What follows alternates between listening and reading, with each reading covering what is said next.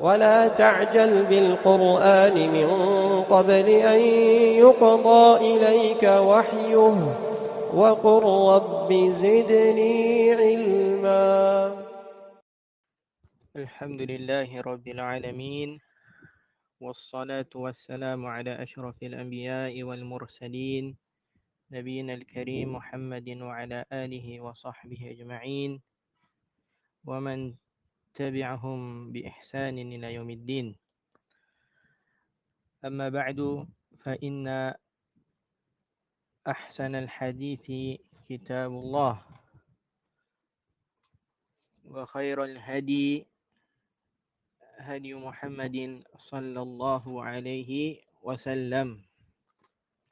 We begin by praising Allah subhanahu wa ta'ala, the Most High, as how He Jalla wa ala deserve it. And then we send our salat and our salam upon the best of mankind, our Nabi, our Prophet Muhammad, and upon his families and his companions and those that are upon their way. As for today, the 4th of Ramadan, in the year 1444 after the hijrah of our beloved Rasulullah sallallahu alaihi wasallam, we will take some benefits that pertains to the usage of as-siwak. We will take some benefits that pertains to the usage of as-siwaku, the siwak. Before anything else, what is a siwak? What is a siwak?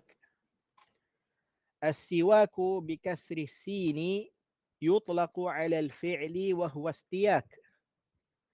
Siwak with the kasrah below the sin refers to the action of cleaning one's mouth.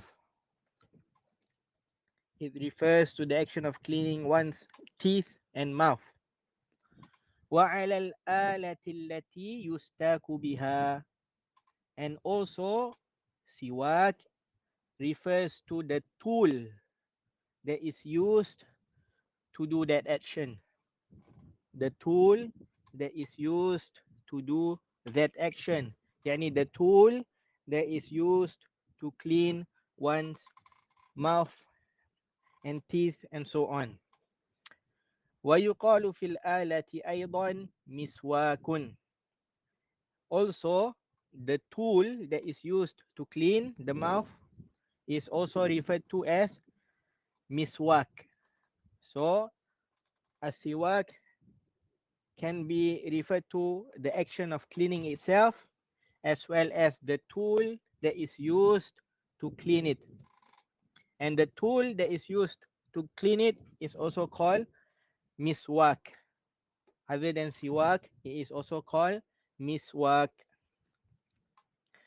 As for the legislated meaning of a siwak, An-Nawawi rahimahullah ta'ala said in Al-Majmu' هو استعمال عود أو نحوه في الأسنان لإذهاب التغير ونحوه. It is the usage of a wood or similar to it on the teeth to remove changes also that occurred to it. Again, An-Nawawi rahimahullah ta'ala said, استعمال عود أو نحوه في الأسنان لإذهاب التغير ونحوه. The usage of a wood or similar to it on the teeth to remove changes also that occurred to it. And some of the ulama mentions that this definition is deficient. Some ulama mentions that this definition is deficient and it's better to say التعبد لله باستعمال عود أو نحوه في الأسنان وغيره لإذهاب التغير وَنَحْوِهِ, which translates to it is a worship to Allah subhanahu wa ta'ala by using a wood or similar to it on the teeth or other than the teeth to remove changes also that occurred to it, with the addition of at-ta'abbud in the beginning of the definition, that is, it is a worship, and with the adding of fil asnani wa ghairihi, in the on the teeth and other than it. And so, barakallahu fikum, there is a reason why we added the two words. In the beginning, there is a ta'abbud, and in the middle, on the teeth and other than it. And we will explain later on why. As for the word ta'abbud, then the action of cleaning one's teeth and mouth using the asiwak is a worship to Allah subhanahu wa ta'ala, because it is a sunnah from the sunan of the Rasul sallallahu alaihi wasallam. And doing or acting out a worship and acting out and upholding a sunnah of Rasulullah sallallahu alaihi wasallam gets you closer to Allah subhanahu wa ta'ala. It is a means for one to get closer to Allah subhanahu wa ta'ala. And so if a siwak is a sunnah of the Rasul sallallahu alaihi wasallam, it means that it is a deed that is beloved to Rasulullah sallallahu alaihi wasallam. And anything that is beloved to Rasulullah sallallahu alaihi wasallam is beloved to our Lord Jalla wa Ala. And so a person, the more he uses the siwak, the more he will get reward, and the more he will get closer to Allah subhanahu wa ta'ala, because he is upholding a sunnah of the Rasul sallallahu alaihi wasallam.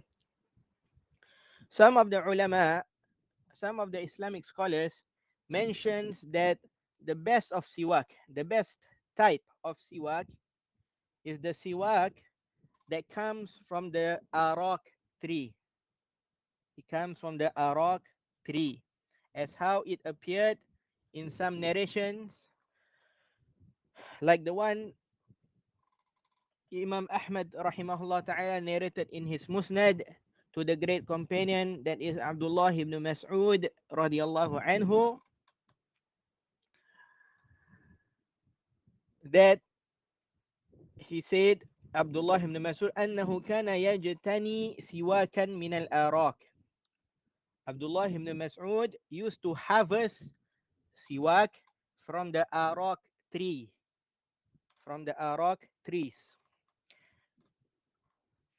As how it is known, Abdullah ibn Mas'ud radiyallahu anhu used to be from the closest people to Rasulullah sallallahu alaihi wasallam. And Abdullah ibn Mas'ud radiallahu anhu, this companion is known to be the closest people in or to Rasulullah sallallahu alaihi wasallam in following his manner and in following the way of Rasulullah sallallahu alaihi wasallam, and even in the look of Rasulullah sallallahu alaihi wasallam, in the appearance of Rasulullah sallallahu alaihi wasallam. Abdullah ibn Mas'ud is known to be the most similar to all of that. And this is due to what Al-Imam Bukhari rahimahullah ta'ala narrated in his Sahih, that Hudhayfa radiallahu anhu said, "Ma a'rifu ahadan, I do not know anyone, aqraba samtan wa hadiyan wa dalan bin Nabiy sallallahu alaihi wasallam min ibni ummi abdin." I do not know anyone close to the Prophet sallallahu alaihi wasallam in his look, in his way, in his manner, more than Ibnu Ummi Abd, the son of Ummu Abdin. And the son of Abdin is what they used to call Abdullah ibn Mas'ud radiallahu anhu also. He is known for that also. Thus, it is close to certainty that Abdullah ibn Mas'ud followed Rasulullah sallallahu alaihi wasallam even in the siwak, and that is why he used to harvest the siwak from a rock, close to certainty, because he saw Rasulullah sallallahu alaihi wasallam use the siwak that is from the arak tree. And other ulama, barakallahu fikum, mentions that there is no such thing as this siwak is better than this siwak, and that siwak, that type of siwak is better than this type of siwak.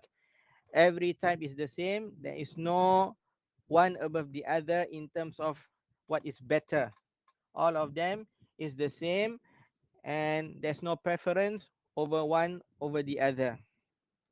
Naam. Next thing is we're going to mention some virtues pertaining the siwak. Some of the virtues pertaining to the siwak.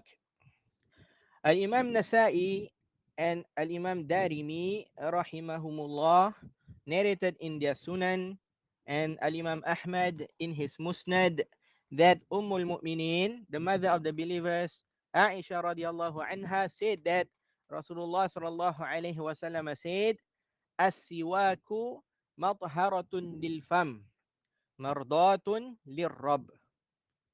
The siwak is a cleanse for the mouth, and it pleases the Lord.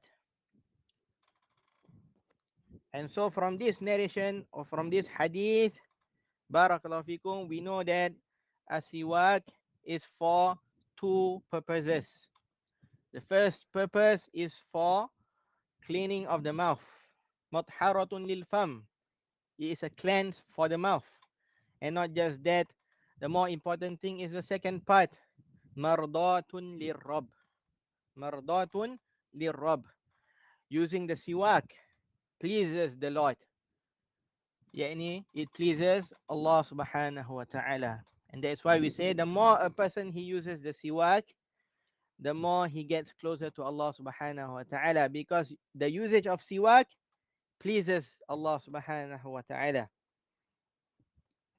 And Al-Imam Ahmad rahimahullah ta'ala narrated in his Musnad that the great companion Abdullah ibn Abbas radiallahu anhuma said that Rasulullah sallallahu alayhi wasallam said, لقد أمرت بالسواك حتى ظننت أنه سينزل به علي قرآن أو وحي. Verily, I was commanded with the siwak. I was commanded with the usage of the siwak, to use the siwak. Up till that, I thought that it will be sent down to me a verse of the Quran, or a revelation pertaining to it. Naam, this is what Rasulullah sallallahu alaihi wasallam said, that he was commanded to use the siwak up till a point that he sallallahu alaihi wasallam thought that there will surely be a verse pertaining to it, pertaining to the siwak, or a wahyun, or a revelation about it. Naam, this shows the importance of the siwak, that Rasulullah sallallahu alaihi wasallam was commanded to use it all of the time and every time. And this hadith is graded as Hasan li ghayrihi. And also this hadith, it was narrated in the book Sahih at-Targhib wa Tarhib of Al-Sheikh Al-Albani rahimahullah ta'ala. Also, from the virtues of as-siwak is that Rasulullah sallallahu alaihi wasallam loved it very much. Rasulullah sallallahu alaihi wasallam loved to use the siwak, and it is a beloved action of the Rasul sallallahu alaihi wasallam. So much so that he sallallahu alaihi wasallam wanted the siwak while he was even on his deathbed.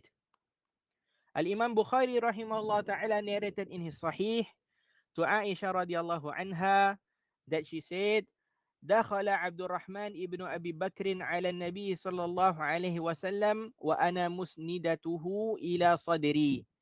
Abdul Rahman ibn Abi Bakr entered upon the Prophet sallallahu alaihi wasallam while the Prophet sallallahu alaihi wasallam was close to my chest.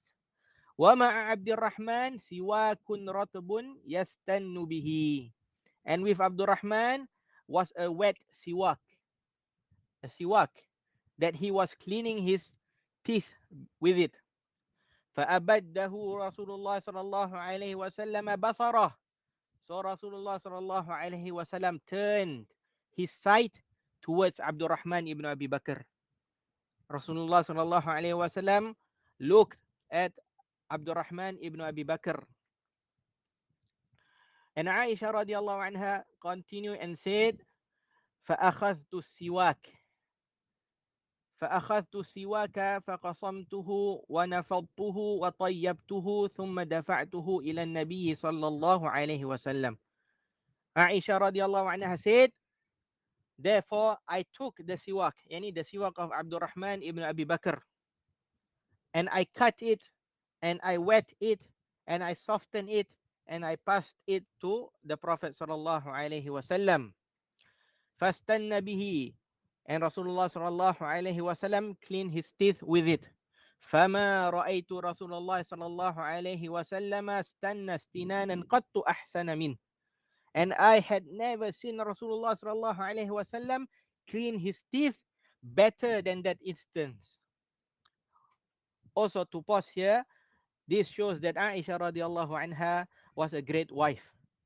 Just merely by the sight of Rasulullah sallallahu alaihi wasallam, by the sight that Rasulullah sallallahu alaihi wasallam took, the moment Rasulullah sallallahu alaihi wasallam looked at Abdul Rahman ibn Abi Bakr with his siwak, Aisha his wife knew that he wanted it, because Aisha radiallahu anha knows what her husband likes, and Aisha radiallahu anha is a pious wife, and without even saying, this pious wife of the Rasul sallallahu alaihi wasallam, the mother of the believers, knew what Rasulullah sallallahu alaihi wasallam wanted without even Rasulullah sallallahu alaihi wasallam asking for it. And this should be from the characteristic of the pious wives, that they should know what their husband likes and dislikes without even the husband saying it or mentioning it.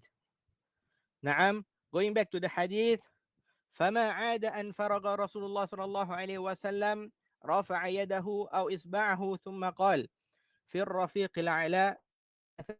Slightly after he is done, يعني cleaning his teeth with the siwak, Rasulullah sallallahu alaihi wasallam raised his hand or his finger and said, with the Most High, 3 times, and then he sallallahu alaihi wasallam passed away.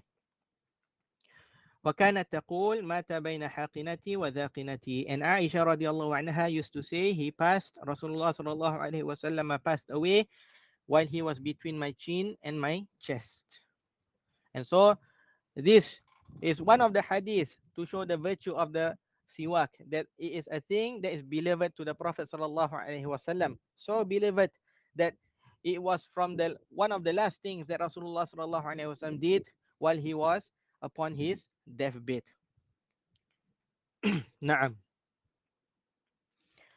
Another thing to know is that the siwak, or the usage of the siwak, is mustahab, sunnah, recommended to be used at any time.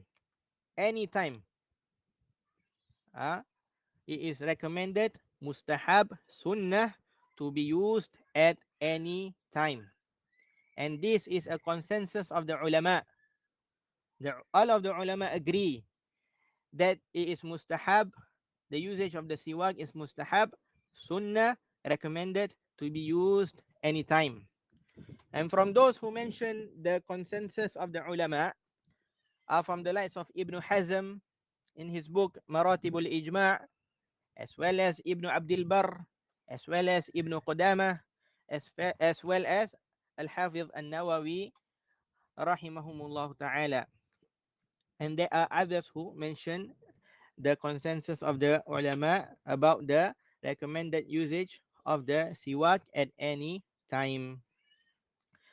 An important note, all of these ulama that mentioned the ijma', the consensus of the ulama, the agreement of the ulama that the usage of the siwak is mustahab anytime, uh, it is anytime except for the one fasting after the zawal. Except this ijma is at any time.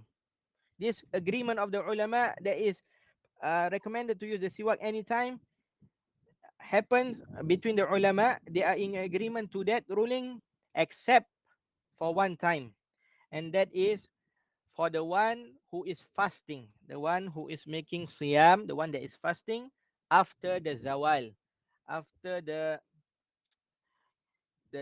sun make the zawal, yani the tilting of the sun, yani the time when the time zuhur enter, the tilting of the sun uh, is called the zawal.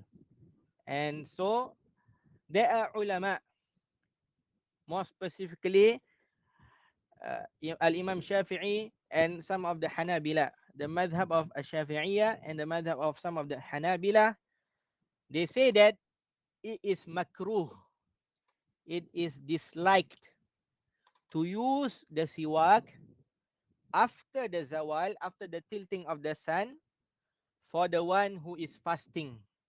For the one who is fasting.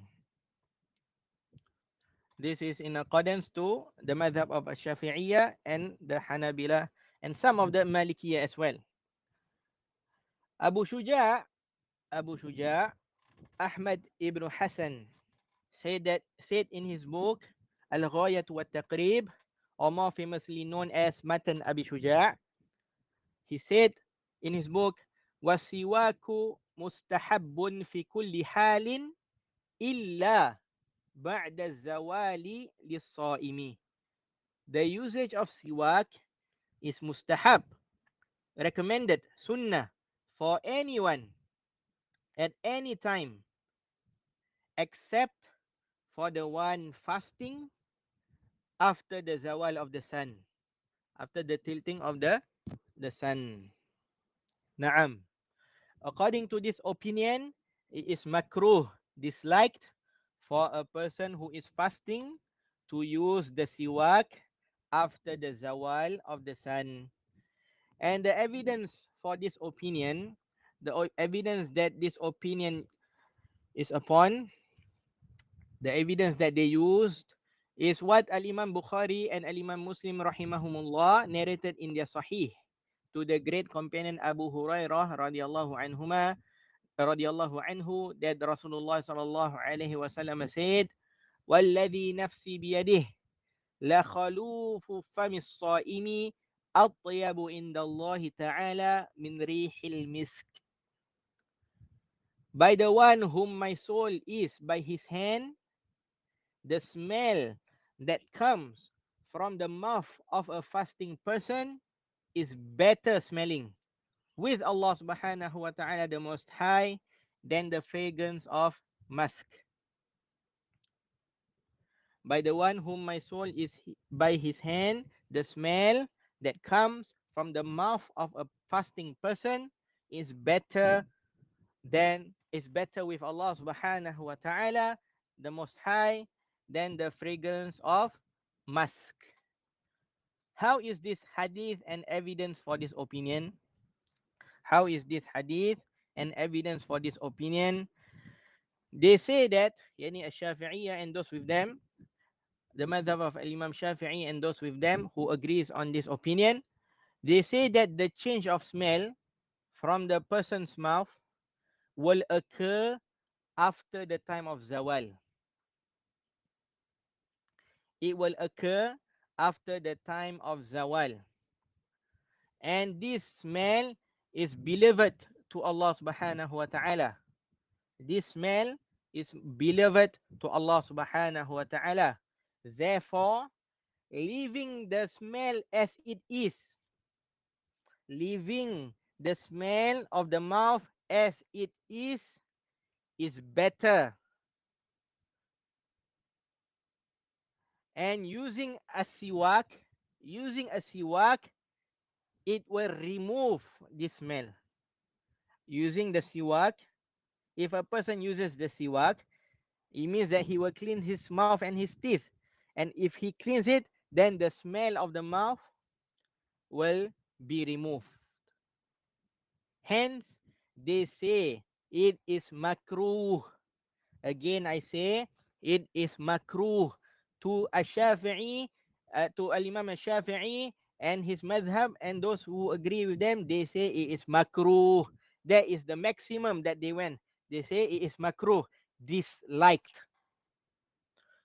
What is dislike? What is makruh? Makruh means if a person he leaves it, he will get reward, and if he does it even intentionally, it will not be taken account of him. The meaning of dislike or makruh is that if a person leaves it, he will be rewarded by Allah subhanahu wa ta'ala. But if he does it, even if he does it intentionally, it will not be taken account. Nothing is upon him. No sin and whatsoever. This is the meaning of makruh. Naam. So this opinion, those who say that it is makruh to use the siwak after the zawal, as it will remove this smell. It will remove the smell of the mouth. Naam, this is their opinion. Is this opinion strong? Naam, it's a strong opinion. Huh? But there is a second opinion. There is another opinion in this matter, which is that there is no dislike whatsoever for the one fasting to use the siwak after the time of zawal. They say even for the one who is fasting, even if it's after zawal or before zawal whatsoever, there is no dislike of that action. It is not makruh. In fact, it is still mustahab according to its original ruling. It is still recommended, sunnah, mustahab, to use it at any time during the day. They say, the second opinion, say that it is still recommended to use the siwak at any point of the day. And there is no dislike or whatsoever, even for the fasting person after the zawal of the sun. And the one that is upon this opinion and such are the madhab of Hanafiya, the madhab of Imam Abu Hanifa. And the evidence to this second opinion is the evidence just now that we said, asiwaku matharatun lil fami mardatun lil rabb. The siwak is a cleanse for the mouth and it pleases the Lord. This hadith shows that the siwak is to be used generally anytime. As a person, it is upon him and it is a must for him to please his Lord at any time. Huh? Naam. And Rasulullah sallallahu alaihi wasallam did not make any exception to the time that the siwak can be used or not. Rasulullah sallallahu alaihi wasallam did not make any exception for anyone fasting or not fasting, and he did not make any exception for any time after or before the zawal of the sun and whatsoever during Ramadan. And so Rasulullah sallallahu alaihi wasallam did not make any exception. He just said the siwak is a cleanse for the mouth and it pleases the Lord. Also, Abu Daud and At-Tirmidhi, Abu Daud narrated it in his Sunan, and At-Tirmidhi narrated in his Jami', as well as Al-Imam Ahmad in his Musnad, that the great companion Zayd ibn Khalid al-Juhani said that he heard Rasulullah sallallahu alaihi wasallam said, "Laula an ashqa ala ummati la amartuhum bisiwaki 'inda kulli salah." If I were to burden my nation, then I would have surely commanded them to use the siwak with every salah, yani at the beginning of every salah. This hadith shows that the usage of siwak is mustahab, sunnah, recommended before any salah, whether it is in Ramadan or not in Ramadan. Whether it is for a Sa'im, for a person who is fasting, or not fasting. Again, Rasulullah sallallahu alaihi wasallam did not make any exception. As for the hadith that those who are upon, those who the first opinion are upon, والذي نفسي بيده لخلوف فم الصائم أطيب عند الله تعالى من ريح المسك. By the one whom my soul is in by his hand, the smell that comes from the mouth of a fasting person is better smelling with Allah subhanahu wa ta'ala the most high than the fragrance of musk. Then the point of view to it, using it as an evidence to make the claim that it is makruh or dislike is weak. Naam, how is it weak? Weak in compared to the second opinion. Weak in compared to the second opinion. From the reason is, why is it only makruh after the zawal? Why is it makruh only after the zawal? And why not before the zawal also? Why before the zawal? There might be a smell also. But they say, no, the dislike is only after zawal. So what differentiates between after the zawal and before the zawal? Why only specify it to after the zawal? There might be a smell also before the zawal, and you say that it is still mustahab, it is still recommended to use the siwak before the zawal. And before the zawal, there might be a smell also. So why are you removing it? So why are you only saying that it is after the zawal?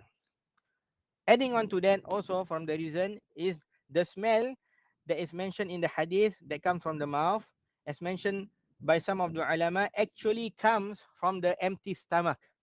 The smell is the result of the empty stomach and not the mouth.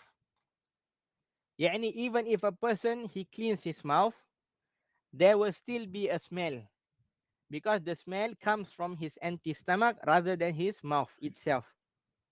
Naam.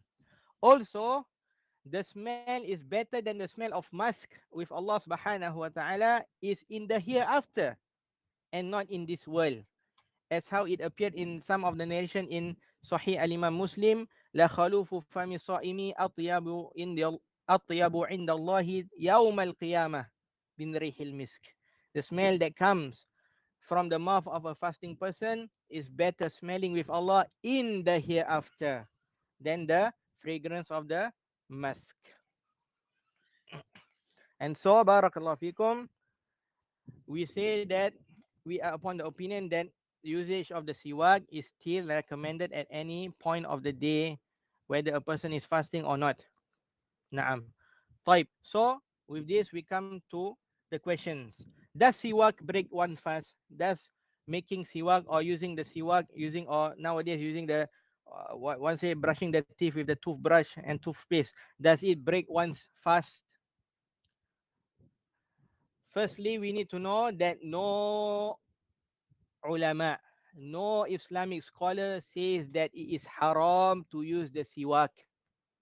No Islamic scholar says that it is haram, prohibited for the one who is fasting to use the siwak.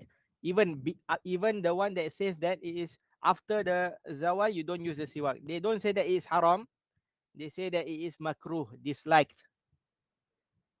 Even if a person does it, there's nothing wrong upon him. There's no sin. He does not occur or he does not have any sin if he does it. But if he leaves it, it gives reward to that person.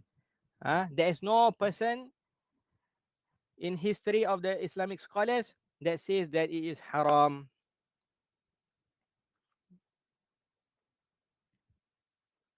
Also, the matter does not mean that a person will break his fast if he use the siwak.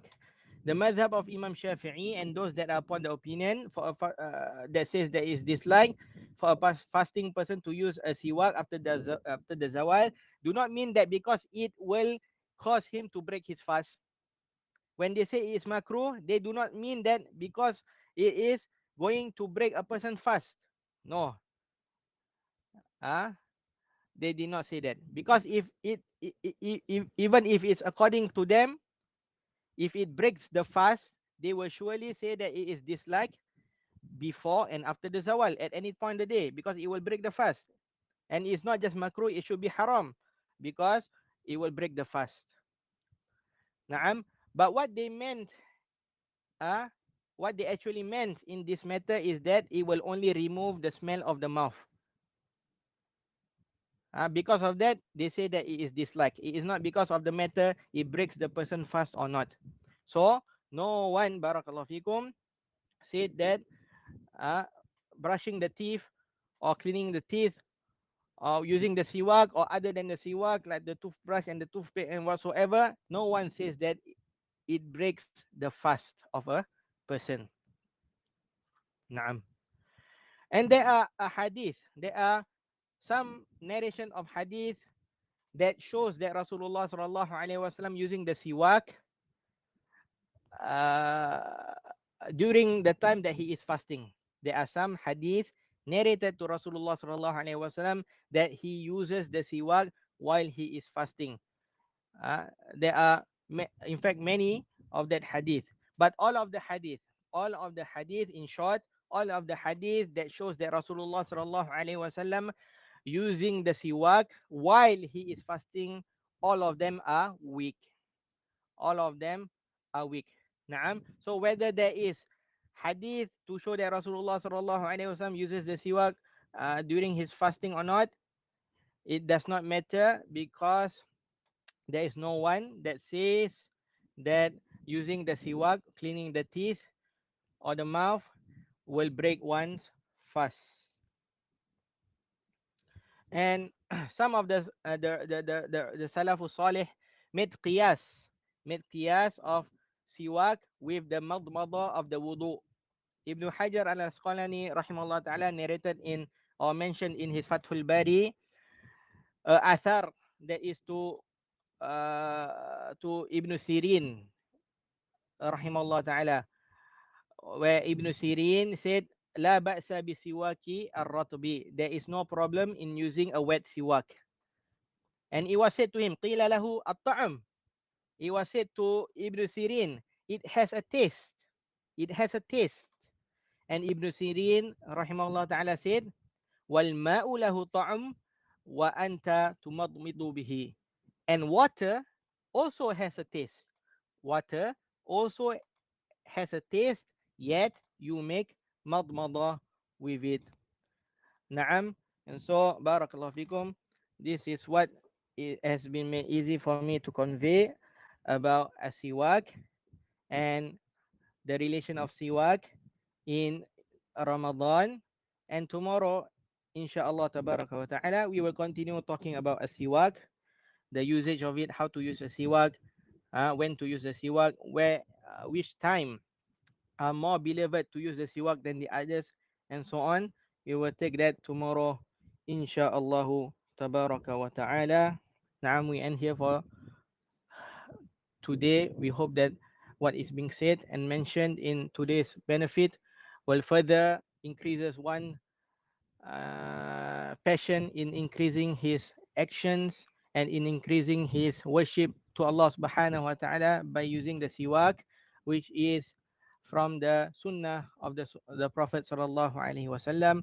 Subhanakallahumma wa sallallahu ala nabiyyina Muhammadin wa ala alihi wa sahbihi wasallam. Subhanakallahumma wa bihamdika la ilaha illa anta astaghfiruka wa atubu ilaik. Wassalamu alaikum warahmatullahi wabarakatuh.